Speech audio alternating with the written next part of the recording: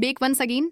दोस्तों, क्या हो अगर एक दिन सब कुछ खत्म हो जाए इस धरती पर, लेकिन सिर्फ आप जिंदा बचे रहें, और वो भी सिर्फ ऐसी जगह पर जहां का दर्जा हरारत $40 सिर्ज के पार है। ऐसे में आप क्या करेंगे? कहानी की शुरुआत होती है 2019 से। इस दौरान हम अगस्त नाम के आदमी को रिसर्च सेंटर में अकेले बैठे खाना खाते हुए देखते हैं। सिवाय कंप्यूटर और टीवी के कुछ डिवाइसेस के अलावा उसके पास कोई नहीं है। दरअसल आज से कुछ महीने पहले जमीन पर गलती से जहरीली गैस फैल गई, जो इतनी भयानक थी कि पूरी दुनिया उसकी लिपेट में आ गई। आहिस्ता आहिस्ता वक्त के साथ ये इंसानी नस्ल पर भी असर करने लगी, और वो एक एक करके कम होते चले गए। जो कुछ गरीब लोग थे वो पूरी तरह से कब्रिस्तान में बदल गए। लेकिन अमेरिका जैसे शहर जिन्हें अपने लोगों की फिक्र थी, उन्होंने आखिरी बचे हुए लोगों के लिए एक खास किस्म का जहाज प्लेन तैयार किया और कहा कि वो एक नए घर की तलाश में निकल रहे हैं। तब तक के लिए इन्हें इसी जहाज के अंदर रहना है। पर एक शख्स था जो जाना नहीं चाहता था। वही हमारी आज की कहानी का किरदार है, जो दरअसल कैंसर से जूझ रहा है। इसने इस धरती पर जन्म लिया है, वो यहीं पर मरेगा, औरों की तरह कहीं नहीं भागेगा। इसके पास बेशुमार दौलत थी। अगर वो चाहता तो खुद के लिए पूरा जहाज भी खरीद सकता था। लेकिन आज वो अकेला ही अपने इस वीरान जीवन को जी रहा है। अपने खुद के हाथों से अपने ही इलाज कर रहा है, खुद के लिए खाना बिना रहा है, खुद के हाथों से ही खा भी रहा है। ऐसे ही उसकी जिंदगी का हर दिन चलता है। सुबह उठो, दिन भर खाना वगैरह खाओ, फिर धरती के हालात के बारे में मालूमात लो और रात होने पर काले बादल को तकते हुए सो जाओ। लेकिन आज मैं आपको बता दूं कि अगस्त हमेशा से ऐसा नहीं था। इसकी जिंदगी में वो जज्बा था, वो हर नौजवान आदमी के अंदर होता है, कुछ करने का, ताकि वो अपने और अपने मुल्क के लिए कुछ कर सके। अगस्त भी उन्हीं में से एक था।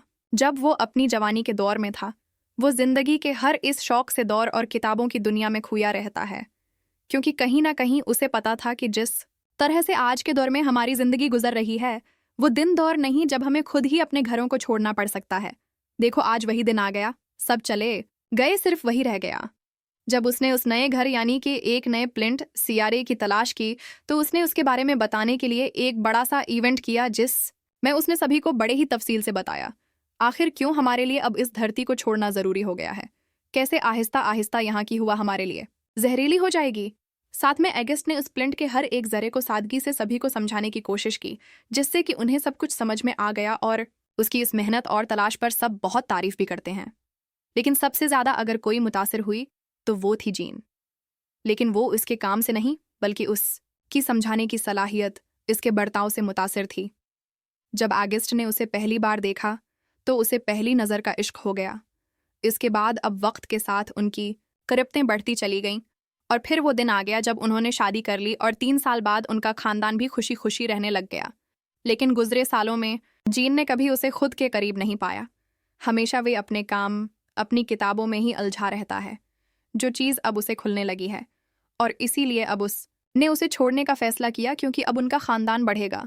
वो नहीं चाहती कि उसकी आने वाली औलाद को भी ये सब सहना पड़े। और आज भी अगस्त इस बयान पर कोई तबसरा नहीं करता, क्योंकि उसे सच में किसी की फिक्र नहीं थी। वो तो बस अपने आने वाले कल के बारे में सोच रहा था। लेकिन आज जब सब कुछ खत्म हो चुका है, अब उसे सच में वो तन्हाई अंदर से खोखला करती जा रही है, और ऊपर से ये लाइलाज बीमारी जो उसे दिन बह दिन खत्म कर रही है, जिसके चलते अब उसने शराब पीना शुरू कर दिया, जिससे हुआ ये कि उसका जहनी तवाज़ुन डगमगाने लगता है। इस बीच उसके पास एक पैगाम आता है जो K2 प्लिंट से आया है। जी हाँ, ये वही स्यारा है जिसकी अगस्त ने तलाश करी है, और अपनी ही कंपनी के कुछ लोगों को वहां पर भेजा है, जिनकी हेड है डॉक्टर सोली, जिसका काम अब पूरा हो चुका है। और यही पैगाम वो अब